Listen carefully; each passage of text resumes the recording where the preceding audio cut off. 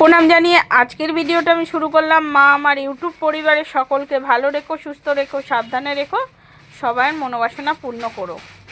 আজ মহালয়া, পিতৃতর্পণের দিন।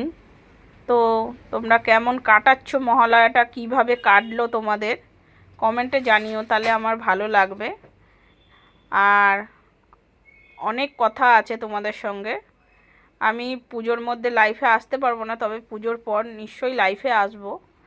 আর আমার ফেসবুক পেজের নাম চন্দ্র মৌসুমী, আমি এখানে দিয়ে দিলাম।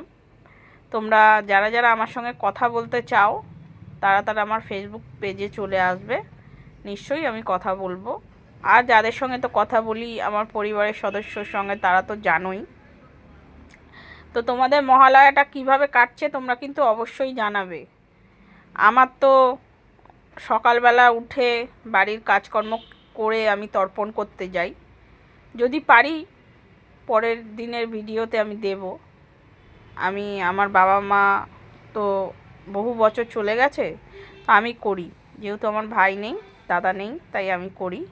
তোমরা কিভাবে কাটাচ্ছ তোমরা অবশ্যই দেখো। আর পুজো কিন্তু তোমরা ভালোভাবে কাটিও, মায়ের আশীর্বাদ নিয়ে ভালো মতো তোমাদের সব আশা যেন পূর্ণ হয়, এটাই সবসময় আমি চাই। আর তোমরা যা চাইছো মায়ের কাছে সব যেন পাও।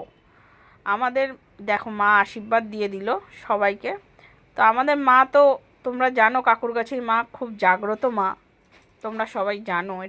এটা তো আর নতুন করে আমাকে কিছু বলতে হবে না। খালি হাতে মা ফেরায় না, হয়তো ধৈর্য নেয়। তো তোমরাও ধৈর্যর পরীক্ষা দাও, নিশ্চয়ই বলো, নিশ্চয়ই তোমাদের কাজ একদম হবেই, একদম হবে।